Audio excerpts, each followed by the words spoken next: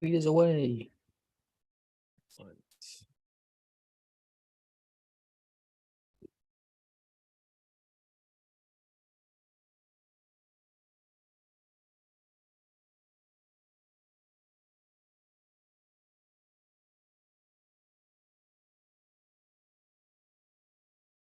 Hello, everyone, and welcome back to episode 137 of the Salvaggio and Cratty Sports Podcast. Here for you again on another Wednesday night, 7:20 p.m. Back in the swing of things. Things are picking towards the end of the regular season for the Bruins. Already got a lot wrapped up in terms of, the President's Trophy and stuff like that. Red Sox are underway, and we have some football stuff today. But before we get into everything, as usual, Ryan, how are we feeling tonight? Bad.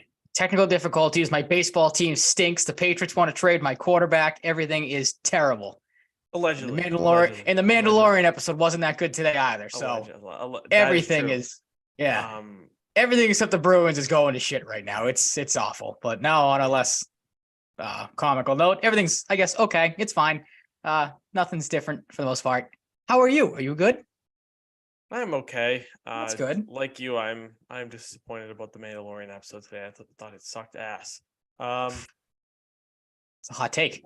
We'll start with moments of the week. Mine first, and then getting into yours because it segues into Red Sox would be the first discussion topic. I feel like makes sense today. Yep. Mine's quick. Just a quick hockey one. Ryan Nugent-Hopkins almost has 100 points, and nobody talks about it, and I think that's kind of weird. Because he's on one of the second best team in the league for the past couple months. Kind of crazy, but what happens when you're overshadowed? Yeah, I was just gonna say that's what happens when you're living in the shadow of Connor McDavid, which kind of stinks because him too.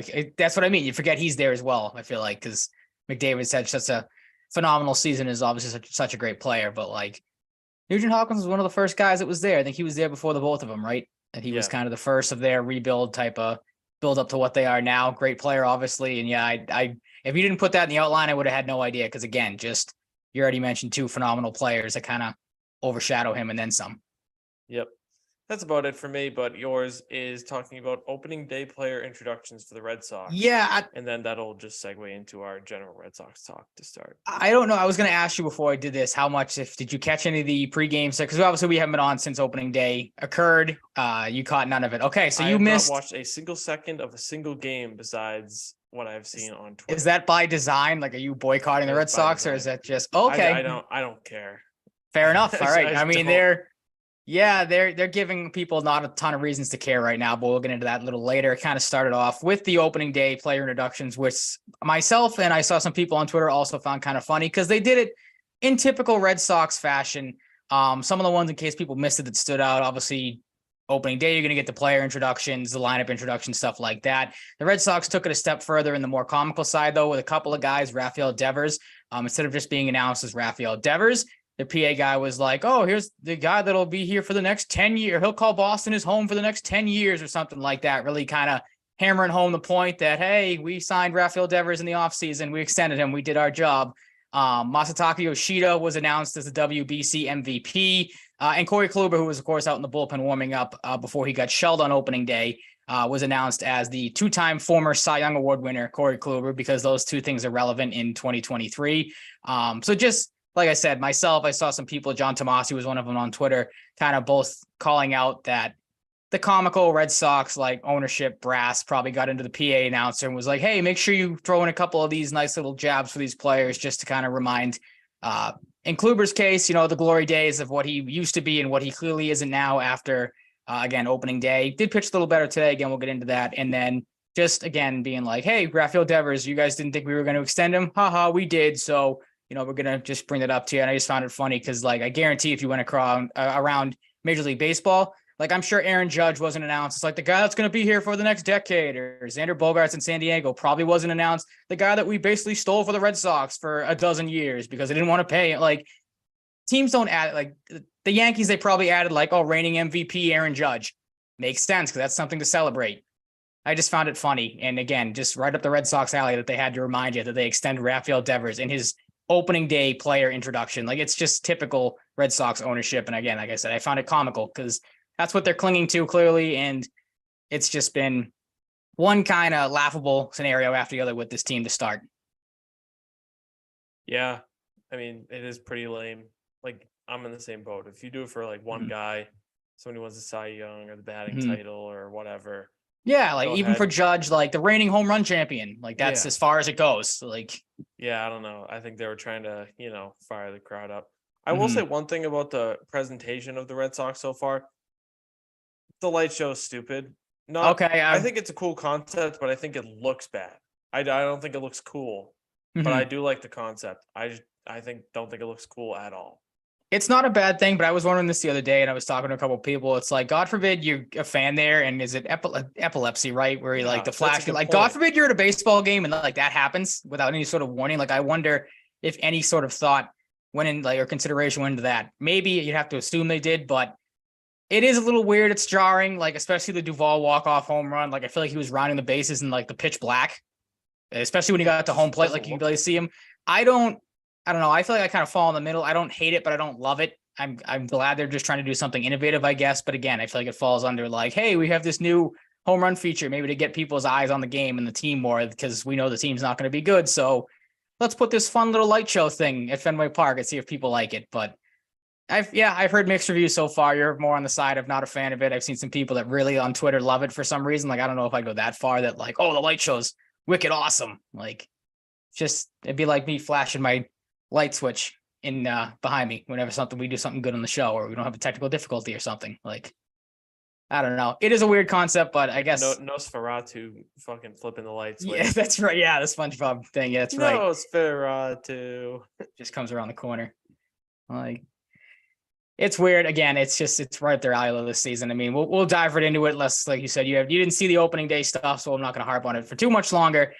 Getting to opening day, opening week, because there's only been a handful of baseball games, of course, since we did our last show. So not a ton to take away so far, but there is some glaring things with this team. One is that the pitching has been absolutely putrid so far, particularly the rotation. They have some of the worst stats in baseball. Of course, I don't have the updated stats from today's game, but they did drop another. They lost to the Pirates. They got swept by the Pirates. So they are, what is it now? 2-4, I think, on the year. Yeah, 2-4. They were a dropped fly ball away from being 1-5 to start the season, which is not great. But there's been some positives. There's been mainly some negatives. Like I said, the starting rotation has not been good. They rank in the bottom of starter ERA, starter WHIP. They're 27th in average against, 12th in strikeouts, first in earned runs, and second in home runs allowed, only to the Cincinnati Reds, I think it was, I saw today. Their bullpen has been middle of the pack for the most part. Kind of expected that with the improvements they made. And then the offense looked good in the Baltimore series. They were putting up 9 runs a game, scoring a ton of offense. And then Pittsburgh, they get shut down by, they scored 2 runs in back-to-back games, or 2 runs combined in back-to-back games. So kind of sitting in the middle of the pack there as well.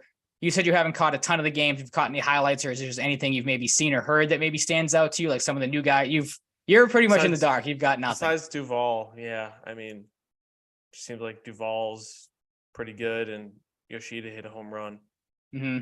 That he did not get back. Ground balls, apparently, too. Yeah, those people are idiots. Like, yeah, he had another Tristan Casa situation where the family just did not want to give up the guy's first home run. But like, I don't understand. I was talking to my dad about that. They didn't catch the ball either. They got a hand. No, it was a Pirates fan. Yeah, which kind of stinks. I don't know why. Like, I feel like to say you caught a home run ball is cool, but I feel like I'd rather walk out of a baseball game with like a signed bat or a signed ball than just the game used or a check.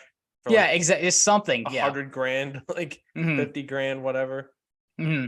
But yeah, I mean, that's mainly been the positive. Is the new guys Yoshida has struggled a little bit, like you said. I think the approach, it'll come with time and with experience. He does look a little, I don't want to say lost at times at the plate, because he's putting up good at bats, but like you said, he's just struggling right now to not continue to put the ball into the ground. Like, putting the ball in the air obviously would be better. Duvall's been excellent. He's been the biggest surprise so far, batting again going into today over 450. Justin Turner's looked good at the plate. He's a guy that we expected to be a professional hitter in the middle of the lineup. Work counts. He's done that. He's hitting in the mid 300s.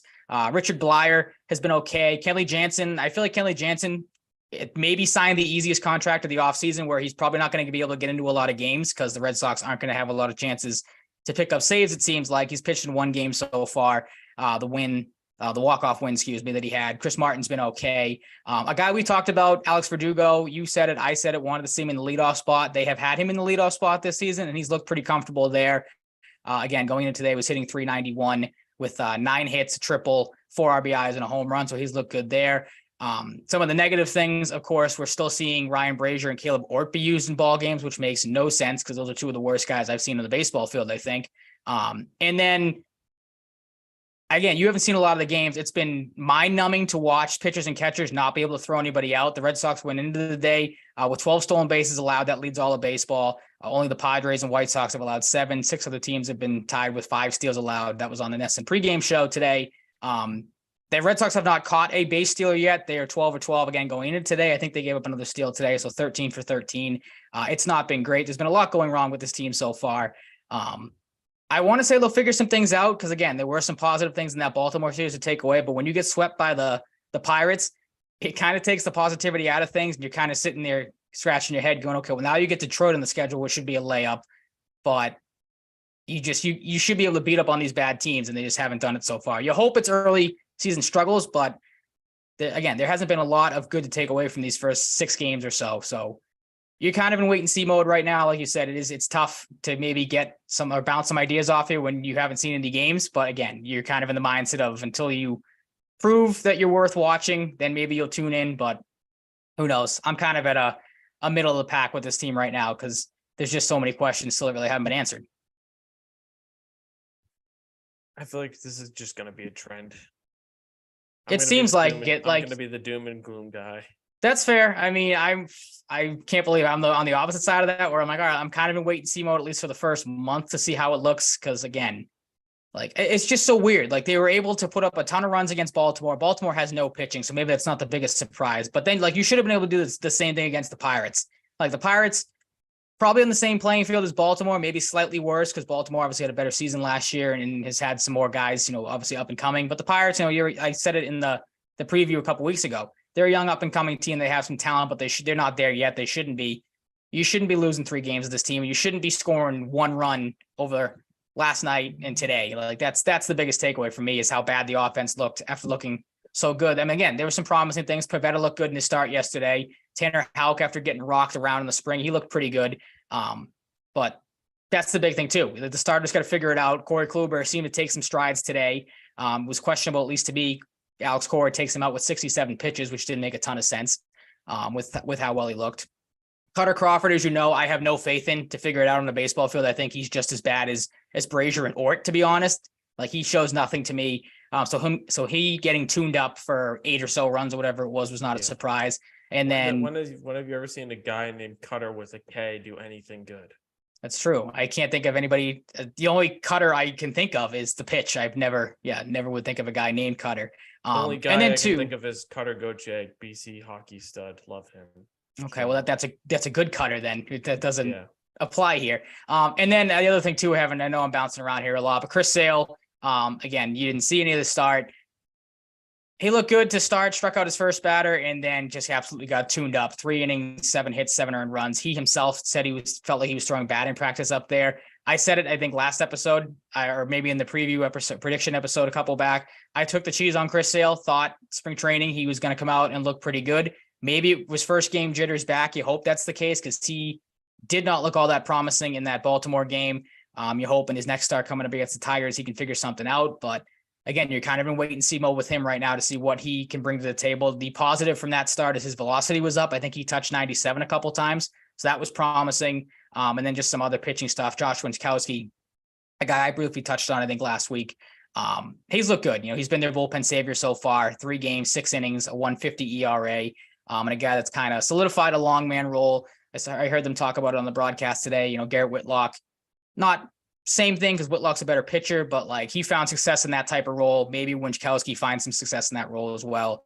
And you actually have a viable bullpen option other than, Caleb Ort, Ryan Brazier, someone you can go to in a blowout game that gives you some innings other than those 2 guys. Makes me laugh hearing those names. Doesn't it? It's like, again, with this just 2 guys that should not have any business being on a baseball field. Like you have Ort come in again. I know that should be Brandon Workman and fucking selling real estate. That's right. Yeah. Or just if they rotted on a minor league baseball team, I'd be fine with that. Like that, no business being near a major league club. It's pretty bad. Yeah. It's just nonsense. Mm-hmm. Just a nonsense team.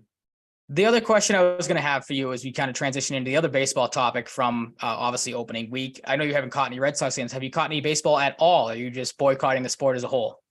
It's like fully in tune with hockey, ready to go for the playoffs. Like, you think I'd be more into it with the like lower, the less time games take, but no, I'm just hitting bets on low strikeout totals. There you go. I can't win a bet to save my life, so we're on the opposite end. It's easy. You just find someone decent with a 3.5, 4.5 strikeout line, bet it over. I hope you didn't take my Logan Webb one though today. I just looked before we jumped on here, and that one came back to haunt me because the guy strikes out 12 Yankees but couldn't strike out more than 5 White Sox. Makes no sense to me. I took Zach Greinke over 3.5 today. So there you go. Kenta Maeda over 4.5 hit easy yesterday at 9 strikeouts. So there you go. That works.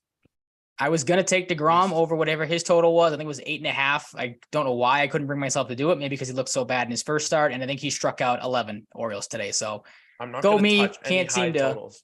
I will not. Well, that's what I didn't want to either. But 3.5 or 4.5. It's just easy money. Like unless it's a catastrophe, you're going to win like 9 out of 10. Well, that's what happened on opening day. I took Kluber because his was 4.5 and he finished with 4. It's like great. But you awesome. Took Chris Sale I did. I took Sale the next day and he got 6. So that worked. But yeah, okay, so I'll just explain it then. The pitch clock stuff, obviously that's been the biggest storyline going into the season. We've talked about it plenty of times. Jeff Passan had a good breakdown from the first 4 days of the MLB season. He tweeted this out just for the people that may have missed it. He went for games. At this point, this season, there have been 50 games played, so a decent sample size to take from. Last year, 49 games. Time of game so far this year through those first 50 games, 238 compared to last year's 3 hours and 9 minutes. Of course, the Red Sox have fallen more on the 3-hour side of things because their pitching has been so bad. The games obviously are taking forever. Batting averages are just stats across the stat line have been up. 245 batting average this season compared to a 230 last year, 323 on base percentage to 308, and a 392 slugging compared to 374. Stolen bases, of course, as we've seen just if you watched Red Sox games, they're up massively. 70 for 84, 83% compared to 29 of 43 last year for 67%. Pitch clock violations at the time of this tweet, there had been 40. That's 0.8 per game. Of course, there were none last year. Jeff Passan's big takeaways, more than a half hour shaved off games with more offense and more action. Almost all the offensive gains have come from singles with stolen base numbers so high. Teams are going to run more, success rate bound to drop, and sub-1 violations per game is great. Some of the thoughts I had on the changes so far, just to run through it again, because you, like you said, you haven't seen a lot of them. So I don't know how many thoughts you may or may not have about this stuff. Maybe just going off statistics, but like I said, for me, the drop in time's obviously been great. You're going to get games that'll take 3 hours under certain circumstances, like the Red Sox games, of course. But that seems like a rarity. The most alarming thing to me has been the stolen base uptick. I think we talked a little bit about that, kind of speculated that when the bases got increased. The lack of ability to throw over has obviously counted into that. It's been kind of crazy to see how successful stolen bases have been. But like Jeff Passan said, I feel like once teams kind of figure out what they want to do with the pitch clock stuff, with throwing over, maybe some pitch outs, we'll see more of those as the season goes on. I think the stolen base numbers will come down. And then there were 2 violations that I've had a problem with so far. Maybe it's a little biased because they come from the Red Sox, funny enough. Devers was called for an automatic strikeout, I think, in the second game of the season. Because he wasn't ready to hit with 8 seconds left in the clock. But if you watch that or go back and see it, the highlight, the pitcher wasn't ready either. He wasn't even on the mound. So I feel like that's one of those ones where it's like, if the hitter's not ready, if the pitcher's not ready, maybe you just wipe it out. Maybe for the umpire, you give him a warning like, hey, next time you're not looking, I'm going to call you for an automatic strike. The second one that I had more of a problem with was Chris Martin got called for an automatic ball to start an inning because he didn't throw his final warm-up toss before the 30-second pitch mark had hit. In between innings. So that one, kind of feel like that's stupid. Again, they want to move the game along. I get that. The commercial breaks, it's been nice that they've been shorter. It seems like you want more action, of course. But that one, I feel like, again, throw that one out the window. Like, it's the middle of the inning. Nobody's ready to go yet. Who cares if the guy is throwing his last warm-up pitch? I think it came with like 23 seconds left. I don't see a problem with that. Again, coming in, reading off the statistics, I don't know if you had any other takeaways that you maybe had just come up with as I rambled through all these stats and stuff.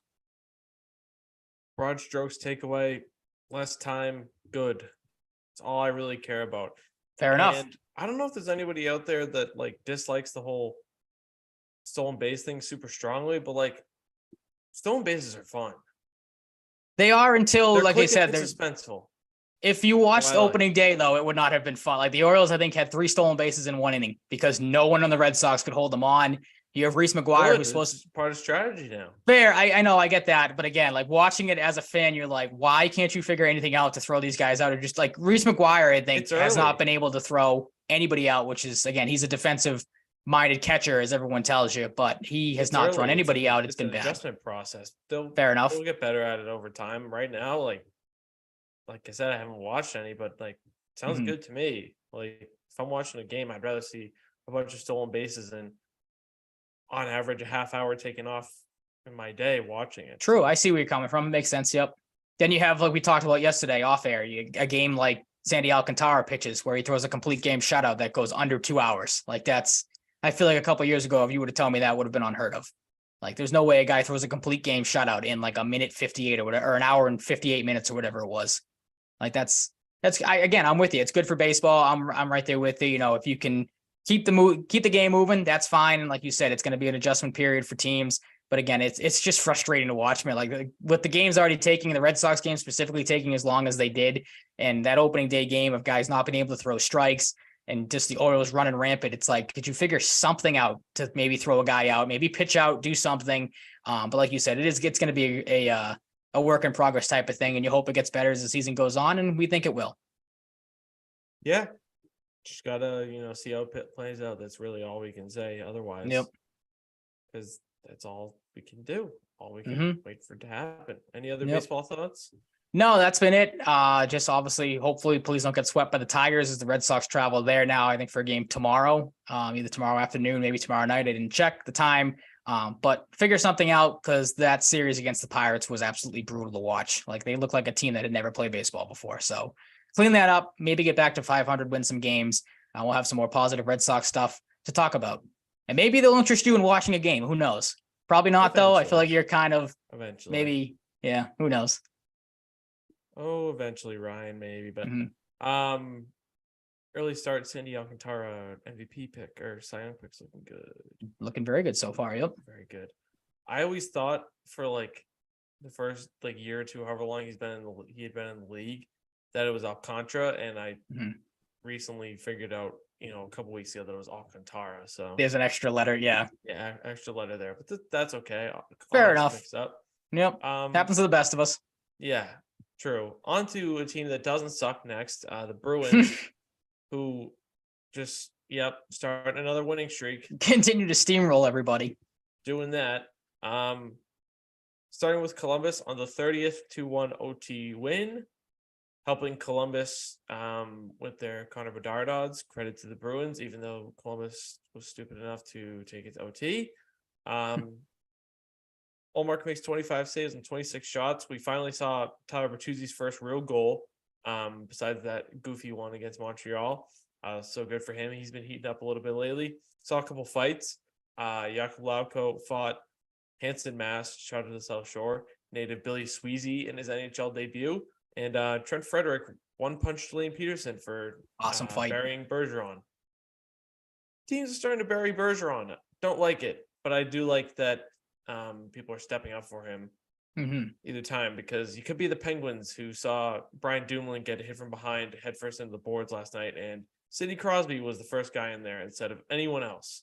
That was awkward to watch. Like, I mean, you could tell he kind of didn't want to fight. It just came with obviously the territory of being a captain. I got to stick up for my guy. But the point where he's trying to push the guy up against the boards just looked so awkward. Like, I don't know what I'm doing in this spot. Someone else, please come over and help me, kind of thing. Exactly. Yeah. Super awkward. The Bruins clinched the President's Trophy in this one, and Pastrnak wins it in overtime so freely for number 53. Next up, they went to Pittsburgh on the 1st of the month, April Fool's Day. Won 4-3 in Pittsburgh. And Jeremy Swayman made 21 saves and 24 shots in this one. Highlight of the game outside of the Pasta hat trick was easily the Superman pass that Pavel Zacha made to McAvoy. That was pretty sweet. Yep. Brian Russ was the thorn in the side, though, in this one, scoring 2 goals, both tying the game at different points. First one, I think, was a little soft on Swayman, but I think a common theme this year is there's the occasional soft goal, but who really cares? Yeah, exactly. You kind of live with it. How good they've been. Yeah. it didn't help that Crosby put like a perfect pass through Orlov's legs too. So True. a little bit sloppy, but nothing to really complain about.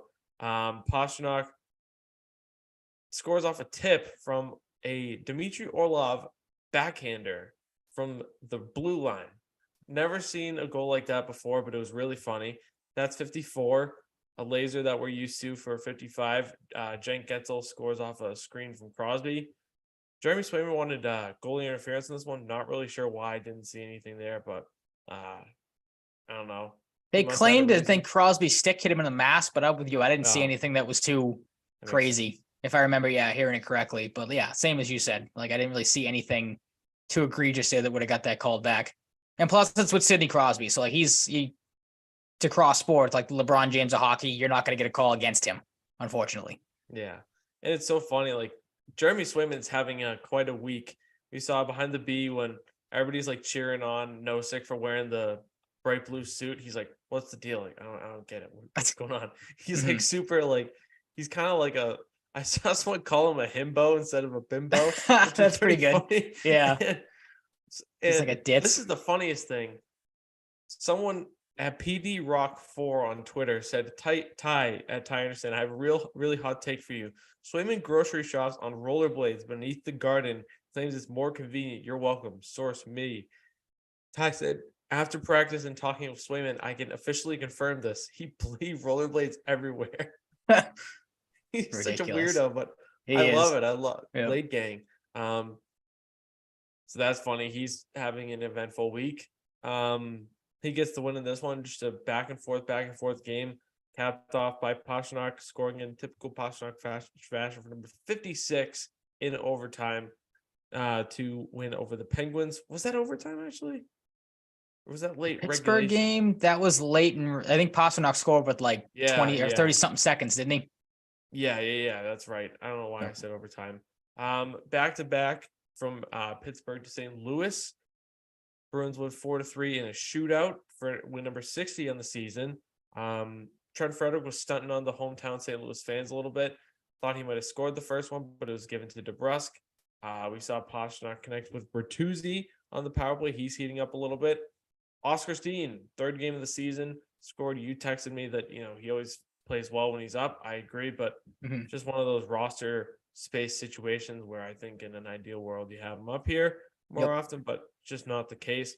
Frederick gets another assist in this one.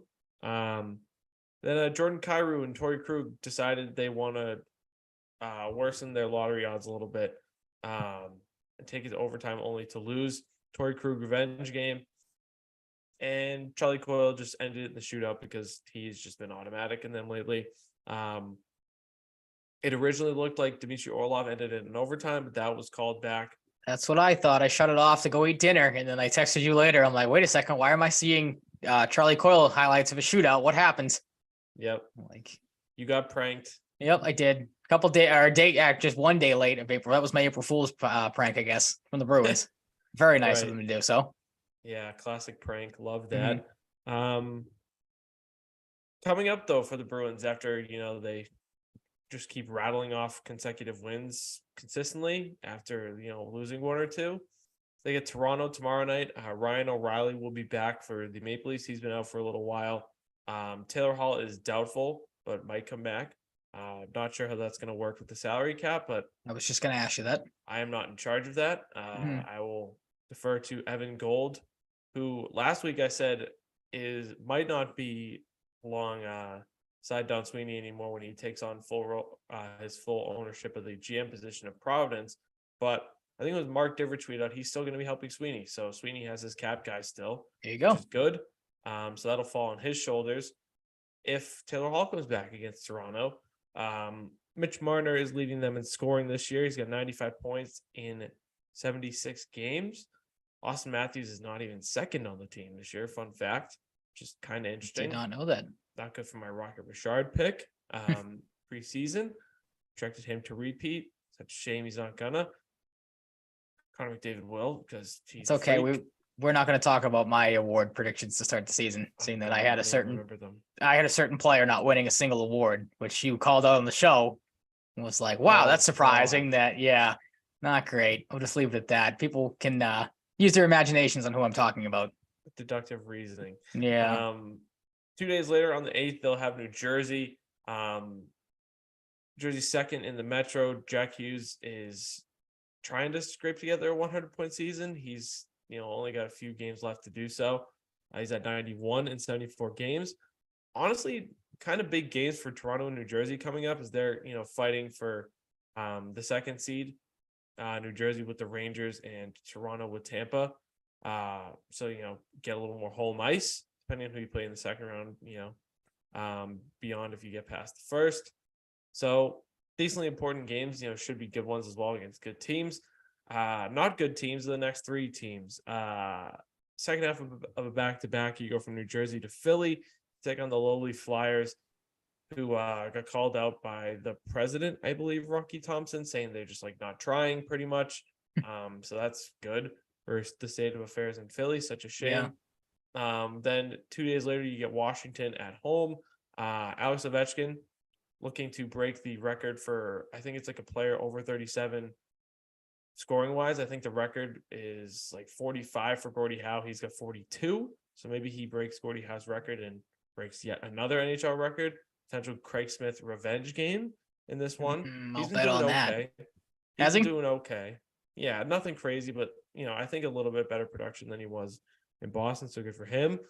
And then 2 days later, you try to travel to Montreal to play the Canadiens, who, believe it or not, still stink. So that will wrap up the season.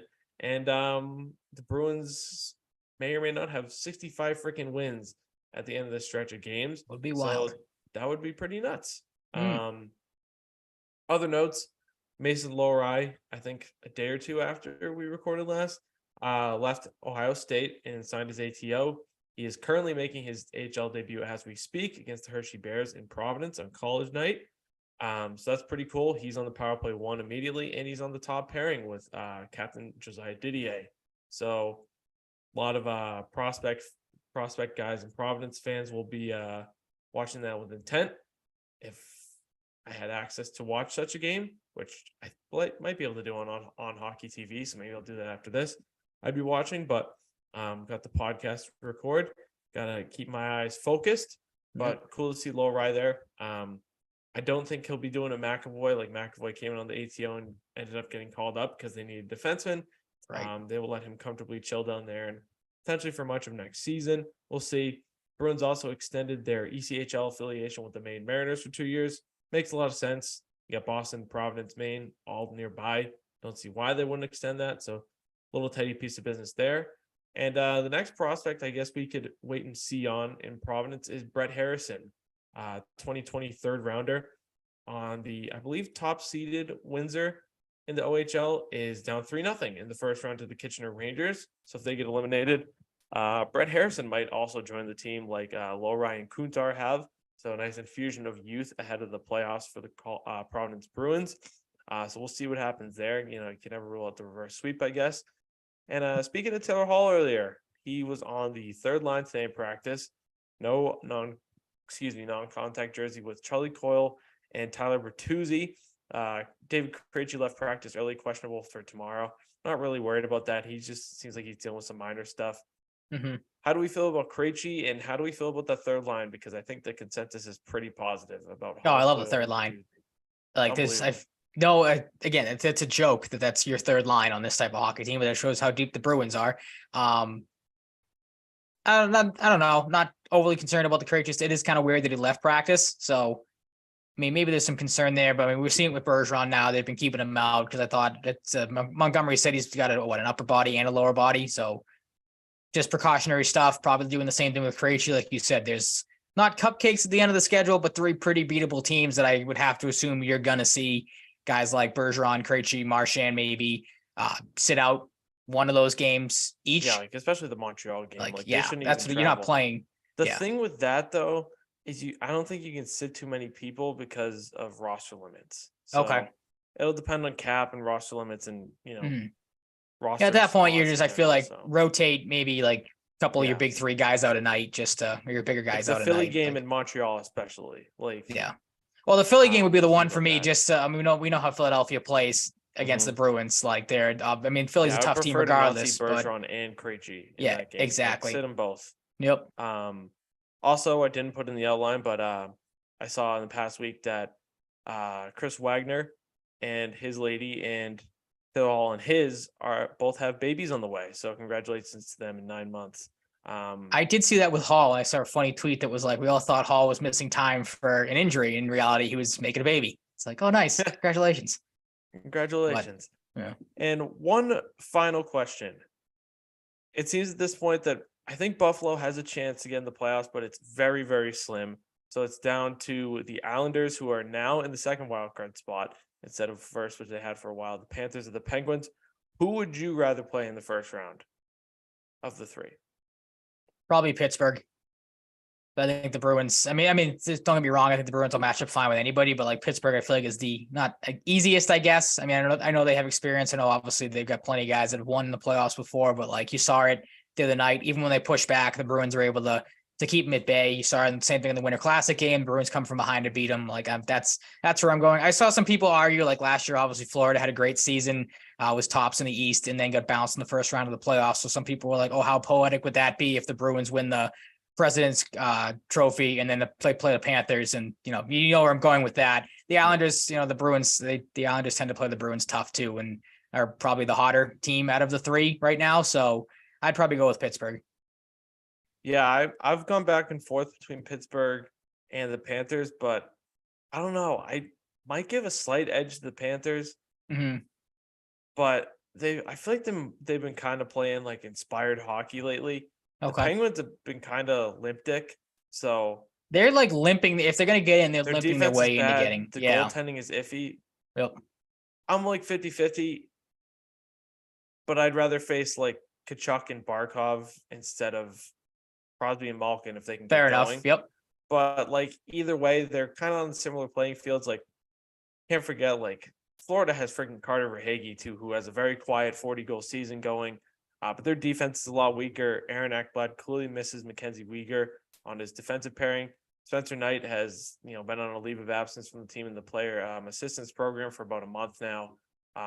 Sergei Bobrovsky has been shaky all year. I don't know. I kind of like Tristan Jarry to galvanize and maybe surprise you a little bit in net versus Sergei Bobrovsky. Maybe people think I'm an idiot for that, but no, I don't think I am. You can think that if you like. I would hope you wouldn't think of yourself as an idiot. I appreciate that. You're welcome. One thing I don't get is I've seen a lot of people lately saying like, Sorokin has just as much of a case for the Vezina as Allmark does. Like he's some people have a better, think he has a better chance. Look, I know Allmark has a better team in front of him, but Allmark is 38-6-1. He's still going to win the. Go ahead, Sorokin is 28-21-7. He's got 21 losses? Yeah. And people are comparing them. I don't get it. You may not be an idiot or think of yourself as an idiot, but those people definitely are an idiot. Like the only statistical category he is better in than Allmark is assists and shutouts. Allmark has a fucking goal too. Oh, assists. Okay, goalie. We're bringing goalie assists into the. I know we joke about obviously having a goal, and that'll help his case, but like we're bringing assists in. Okay.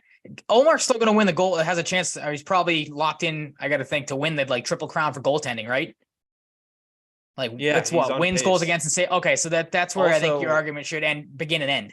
Sorokin has played just about 600 minutes more, which factors into it, I guess, too. But okay. I guess. Yeah. I don't know. Olmark's got a 937 and a 190, and Sorokin has a 923 and a 240. So, like, pretty astonishing difference. Yeah, Olmark's. I don't think it's close. No, it's not close. No. But Olmark's had the award locked up since December. Like, if there's another guy that has a case, to me, it's Sorokin, Saros. Saros's numbers are a little worse, 916 and a 276 because he's on a bad team that also traded its best defensive defenseman at the deadline. Ilya Samsonov too, honestly, in Toronto, if you have an outside shot, but he hasn't played a ton. He's played in 39 games this year. But when it all comes down to it, nobody's close. Like, there's no Vezina debate. I just wanted to squash that there. Any concern I think about the that's gonna President's Trophy curse? That was the one thing I wanted to no, ask you. I feel no, like I was gonna say I know the fuck answer, no. but I just wanted to get your thoughts. I'm the same way. No, Like it doesn't matter. no. It's just it's a fluke. It's one of those things that like you can say it exists. You don't say anything if it doesn't Mhm. happen. If it does, you're like, see, that's Yeah. why it happened. Like it's just stupid. Can Yeah, we the only stop reason with I ask this? is obviously because that conversation has come back up again. I mean, Yeah. we've seen it happen to the Bruins before, but like at this point in their career, I feel like the consensus everyone kind of knows it's like if this is the last hurrah for some of these guys like Bergeron and Krejci, the consensus is they're playing for those guys. Like they have plenty of playoff experience up and down. Like this isn't a Florida situation last year where it's like, oh, they get in, they're going to get like punked by whoever they play because there's just not a ton of experience in the playoffs. Like this team is gone through it. They know what it takes to win. They're at the point now where, like we've talked about, they're going to rest guys. Guys are going to be healthier than maybe they would be if you didn't have the opportunity to have whatever it is, how many point lead on the next closest team going into the playoffs. Like they're in a great position. They got 2 goalies. That was the other thing I was going to ask you because I mean you've talked about this before. 1 goalie or goalie tandem going into the playoffs. Goalie tandem. Would you? Okay. See, Goalie tandem. Like I was talking to my grandfather about the other. He said the same thing. He wouldn't be opposed to it. I'm like, I mean, I get it because both guys obviously have played fantastic. Shit, Swayman's putting up numbers that could have him in Vezina consideration. I feel like as well with just stats alone. I should have said that when we were talking about Sorokin. If there's anyone else to challenge him, it's friggin' Well, that's what I Swayman. looked. Yeah, I looked up the other day. Swayman's got like what 20 something wins, 21 He's got or like a 223 goals against and like a 925 save percentage, some crazy shit like that. Ridiculous for a quote unquote backup goalie. Yeah, Like my thing for the goalies is if you're in like a 7-game series, do 2-2-1. Okay. Like 2 Allmark, 1 Swayman, 2 Allmark, 1 Swayman. I don't know why. Maybe it's just because it's not the consensus thing, but I just for some reason can't bring myself to have a goalie. So I'm just like ride Allmark the entire way. But makes sense if games start to pile up here and there, you start to get into maybe a little longer series. I wouldn't be opposed to it because again, Swayman has proven that he can step up to the moment and play when he's played fantastic down the stretch. Like so, it wouldn't be the worst thing in the world. But as of right now, like I said, I'm still going with ride it with Allmark. He's been your guy all season. Like. And again, I'm not going to be like, oh, Omar's going to feel slighted if he has to give up time in the playoffs. Like that's not going to happen. Look at these guys. Like anybody exactly. out there who does think that is like clearly does not see how much they. No, I feel like there's not a like friends in an inch of hatred for or like despise the other guy. You know what I mean? Like in their bodies, they're both as close gets. So like again not opposed to it completely, but like I feel like traditional ways for me, it's like let's go with one guy to start. If you need to make a change, then I wouldn't be opposed to it. Yeah, I'd totally be cool with them going the other way too and riding Allmark. It's just, I'd feel a little more comfortable with a tandem because I think it has potential to work and it has worked in the regular season. So we'll see what they do. If it ain't broke, don't fix it. Go with a tandem. So we'll just have to wait and see. It's a lot different than last year. Allmark wasn't playing at this level, and neither was Swayman. So it's got a different approach, different coaching staff. It's one of the many luxuries you can afford to have. Crap. What incredibly hot right now goalie should we start in the playoffs? Like, should we start? That's a good game planning thing too, I guess, thinking more about it as we wrap it up here. Like it'd probably be tougher to game plan, not knowing which goalie you're going to go up against from game to game. So that could be something they use to their advantage too. Big brain moment. There you go. Much to think about. Yep. But yeah, that's going to wrap it up for Bruins. We have some quick Patriots talk to end the podcast tonight, starting with the latest on DeAndre Hopkins, as it looks like this stubbornness might lead to him getting cut. Yeah, there's been numerous things. Burt Breer was on Greg Bedard's podcast this week. His comment on it was he said, quote, some teams think that the Cardinals are going to cut him. They think the Cardinals will wind up cutting him. His market is not great right now. There's nobody who is willing to take on Hopkins' contract and pay the Cardinals' initial asking price. Of course, that asking price was at least a second-round pick plus something else for DeAndre Hopkins, who is set to make approximately $34 million over the next 2 seasons. So, of course, a hefty contract there. Dov Kleeman also went on to say, quote, update NFL teams think the Cardinals will release wide receiver DeAndre Hopkins. The report mentions the Chiefs and Patriots as potential landing spots for him under certain conditions. On the Chiefs, he said, they would need to take a significant pay cut in order to trade for him. The Chiefs would need to offer a low-end deal similar to the one Juju Smith-Schuster signed with them a year ago. And then this is from Boston Sports. Gordo on Twitter, he said, quote, the Patriots would only take on DeAndre Hopkins' contract from Arizona if they were able to do so. sending no draft pick compensation, which I find funny. It's like just reading that, you're like, okay, well, what do you think you're going to be able to trade for him if you don't want to send any sort of draft picks or anything like that? Like you're not just going to be able to get him for cash. But with all the reports out that maybe now the Cardinals might cut him, there is light at the end of the tunnel, maybe. But then once you see the report about the Chiefs and Patriots could potentially be landing spots, like I feel like that all goes out the window because if you're DeAndre Hopkins, Chiefs just came off a Super Bowl, have the best quarterback on the planet. Patriots have an offensive coordinator you may or may not still have gripes with. Where are you going to go? Exactly. Like again, this just goes back to, at least to me, I don't know if you feel differently about like the Patriots. Like you need to be proactive on this. Again, I'd bite the bullet, send a draft pick and try to make the money work. But if they think they're going to get him, if the Cardinals cut him, like good luck to them because you're not going to outbid the Chiefs for him. That's true. Yeah, man, I just want to see a resolution here. Same with the Rodgers thing in a different sense because it's just stupid at this point. The Rodgers thing is tiring. We're not even hearing anything about it anymore. Like, is he just gonna retire? Like, what the fuck? I don't know. It's we talked about it before. Aaron Rodgers is just such a nutcase. Nitpicking on, like, at this point, I don't get it. He's just such a fucking asshole. I don't get how you don't have, like, obviously we knew going into the offseason, the possibility of Aaron Rodgers getting traded was high. So if you're a team that was interested in him, wouldn't you think you'd have kind of the groundwork for a trade just right out of the gate? And then you would go off of that, depending on what the team's asking for. Like you would think the Jets would have had some sort of deal that they thought would work. You go to the Packers and say, is this going to work for Aaron Rodgers? If they say no, then you would tinker it throughout the season. Like, I feel like you said, who knows what type of things are even being asked for, trade asset wise or what's going to move back and forth. So I'm with you. It is confusing to some degree that we haven't heard anything, but then again, we are dealing with Aaron Rodgers, who for all we know could be off living in a cave again, another like darkness retreat or something like that. So who knows with him? If he goes back to the Packers, I would find that hilarious. And then again, that's just bad management on the, like if I was Green Bay, I'd be like, just we need to get off of you. You're right. They probably won't going back to the Packers. Yeah, you're probably right on that. But no, I told you I think I can say with full conviction that he is certainty that he will not go back to the Packers. Okay, fair enough. It kind of seemed like that bridge is very much burnt and disintegrated at this point. My biggest concern on the offense right now is Zay Flowers having an official visit with the team and whether they're going to take a freaking running back in the first round. Yeah, I would hate that. I did throw money on them to take Jahmyr Gibbs today because plus 3,500, and I could see them going for him in the second round. So I don't know if I would like them taking a running back in the second round either. No. But that's where they're at. They like Bijan Robinson a lot, and Jahmyr Gibbs has some familiarity with Bill O'Brien. So let's see what happens there. If they're good players, don't get me wrong. Receiver instead, if we're talking offense, please. Yeah. Well, that's what I told you. Like they'll take a running back. They'll take the Robinson kid again, who's a good player. Don't get me wrong. I don't hate the guy, but like again, you don't take a running.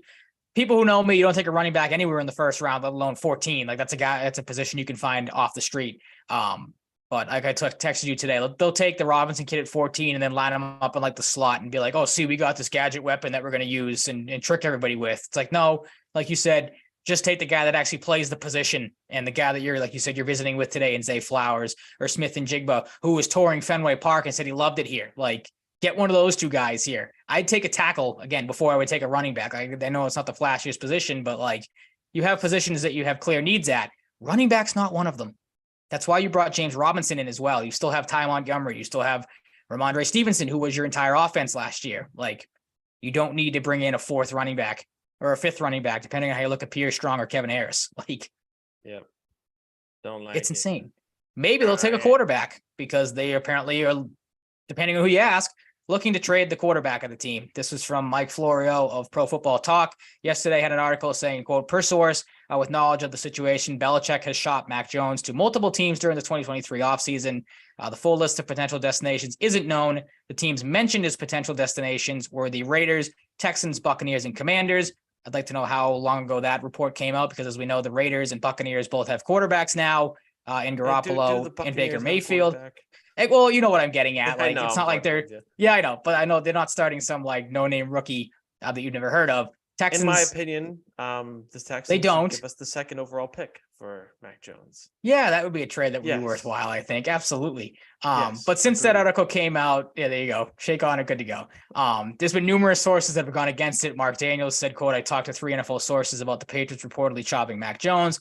2 teams mentioned they haven't heard from the Pats about Mac. Another with knowledge of the situation said, quote, that's news to me. Andrew Callahan said, quote, checking with the league sources today, I found no belief that the Patriots will trade Mac Jones. One team source called the shopped reports nonsense. It struck others around the league as likely old news overstated. Jones was in the building today and has been there regularly per sources. Jeff Howe said that on Tuesday, several high-ranking executives from quarterback-needy teams in both the AFC and NFC told The Athletic the Patriots never approached them with the idea of trading Mac Jones. And Rob Gronkowski even threw his hat into the ring. He said, quote, I think that was fake news.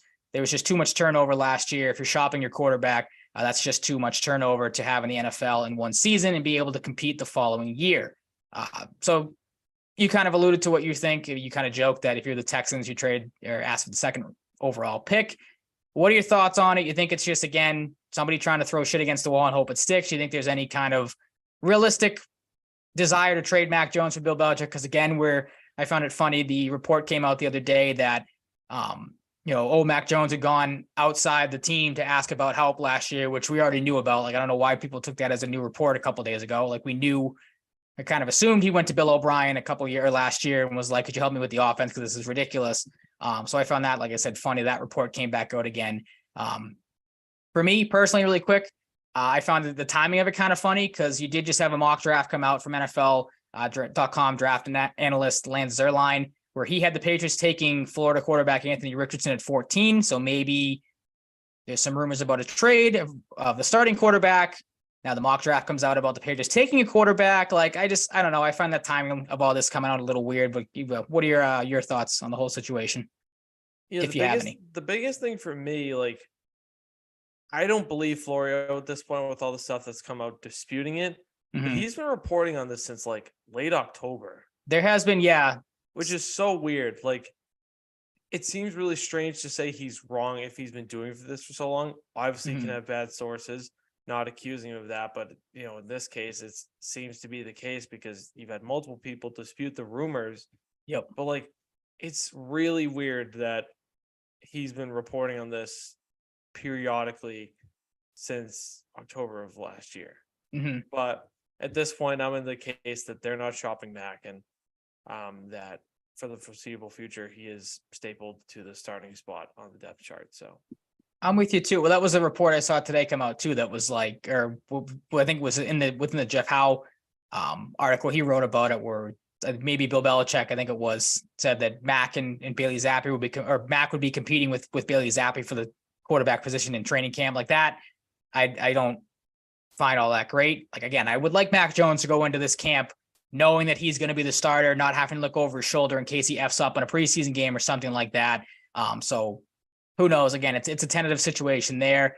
If they were to shop him, we've talked about this before. Like, the only upgrade you're getting over Mac Jones to me would be you trade him somewhere for an extra first round pick and go get Lamar Jackson. Like, I'm not trading Mac Jones to go into the draft and draft another work in progress quarterback. Like, that would be a step backwards if you ask me. The other thing too, I found funny just looking at these quotes again, the multiple usage of a source with knowledge of the situation. Like, I feel like you and I know what the situation is with the Patriots. Like, there's maybe some turmoil with Bill Belichick and Mac Jones. So that coming up in the Florio report, coming up in the Mark Daniels report, was kind of funny. Just like, what exactly is the knowledge of the situation, or like who are these people that we're talking about? But again, it's weird. I'm with you that, I dispute what Mike Florio has been saying because of all the stuff like you just mentioned, that all the reports that have kind of negated what he said. Yeah, and he's backtracked as well. So, okay, so there you go then. It's kind of like, wait, hold on, guys. Like, let me add some context to this to try to cover his tracks. But yeah, with all the stuff that's come out recently, I don't really buy in on it at all. Do I hate the idea of it? Nope. In the right deal, I would trade Mac Jones, but what would that deal look like if you had to put your thinking cap on really quick? Like, are you like me where it's like, obviously you trade him for Lamar Jackson? Mac and 2 firsts for Lamar. Okay.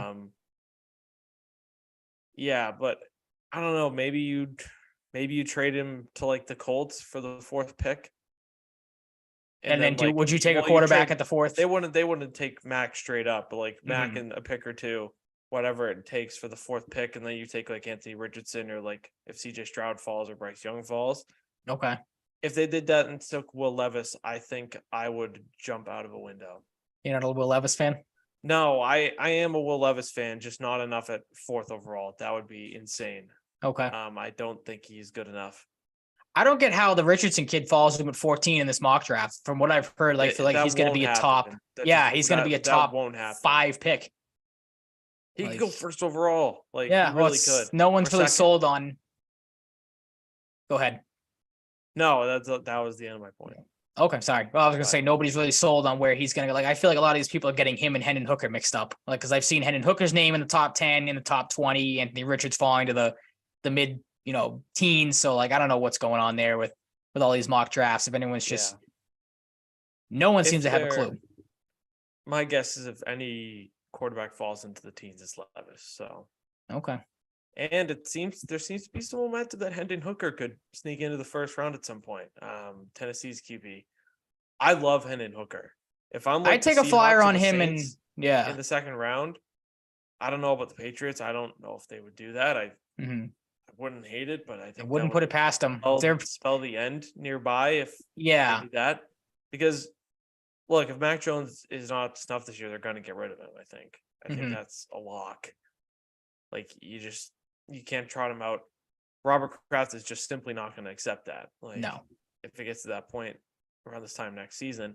Mm-hmm. But yeah, I mean, we'll see what happens. I don't think the Patriots would draft Hendon Hooker, but if I'm a team like the Saints or the Seahawks, I think those are 2 good fits. Maybe absolutely. Maybe Tennessee. If they don't think Willis is the guy, yeah, maybe. Or just to push him. Hendon Hooker is fucking awesome. Like, I think the team who takes him could look really, really good for it. Maybe the Bucks. That wouldn't be a bad one either. Maybe the Bucks. Just throwing it out there. Unless they like Baker Mayfield. They think he's the next guy. Then all the power to them. I don't think so. All right. Don't think so. Yeah. Imagine Baker Mayfield. I like MVP. That too really quick, just because I was going to bring that point up too. Like the whole report of the Florio, again, the quarterback, the potential destinations being the Raiders, Texans, Bucks, and Commanders. Like, maybe this came out again before the Raiders signed Garoppolo, but like now sitting here with what we know, the Raiders have Garoppolo. The Buccaneers look like they're going to go with Mayfield, and who's the kid that you liked to wanted the Patriots to draft that they ended up taking, the quarterback? Trask. Yep. They have him as the backup. The Texans, are probably going to take, whoever falls to them at 2. The Commanders are going to go with, it looked like Howell to start, but they could take a quarterback in the draft. So like, why, if you're one of those teams, Will Levis at pick do you? 16. Okay. They have what picked? 16. What do they have? 16. 16. I don't know why I thought they had an earlier pick than that. I got to brush up on my draft stuff before we do this. But yeah, like even those teams, when I first read that, I'm like, all those teams, I feel like have a plan at quarterback, or somewhat like at least the Texans and the Commanders know that they may look to take a quarterback in the draft. Like, why would you? Again, the Texans wouldn't trade the 2nd overall pick for Mac Jones, but like, you know what I mean? Like they have, it seems like they're kind of set with what direction they want to go in. Yeah. Who knows though? That's why it's been, like you said, debunked by a lot of people. And like you mentioned, that I didn't realize Florio kind of backtrack on that stuff, which is good. Because again, we've talked about it plenty of times. Like you have to give Mac Jones at least one more year with a real offensive system to see what you have in him. If he stinks, like I said, I'm a huge Mac Jones supporter, but if he comes out and plays like crap this year, then I'm with you. You have to go in a different direction because you can't keep sitting here treading water year after year. I agree. Most definitely. But I think that's going to wrap it up tonight, isn't it? I think so. I got nothing else. Nothing else is breaking. The only report I saw is Cam Newton's kind of backed off as I'm better than 32. There's not 32 quarterbacks better than me. Now he's kind of went back and be like, oh, I could back up, be a backup for 32 quarterbacks in the league. It's like, okay, buddy, you keep telling yourself that. Just go away. Mm-hmm. Like, God, the guy sucks. I get the whole saying that like the squeaky wheel gets the grease type of thing, and maybe this is just Cam Newton being like, please somebody sign me. But dude, at this point, you got to look in the mirror and be like, well, the NFL, I think, has come and gone. It's the Instagram story of the kid like this, and it's like, who want me? And it says 0% on the poll. Yep. Like that's Cam Newton's career. Mm-hmm. as I smacked my mic after doing that. That is going to wrap it up for episode 137. Thank you so much for listening. You can find us wherever you find your podcasts. You can find us on Twitter at Mike_Cratty, at Ryan_Salvaggio, and the show at Sal and Cratty Pod. You can also find us on TikTok. We will talk to you next week as the Bruins wrap up the regular season and other stuff happens. Maybe the Red Sox play good instead of bad, but I hope so. that'd be good. Yeah. But until next time, we'll see you. Stay safe, stay healthy, be nice to people, all that good stuff, and we'll talk to you then. Peace out.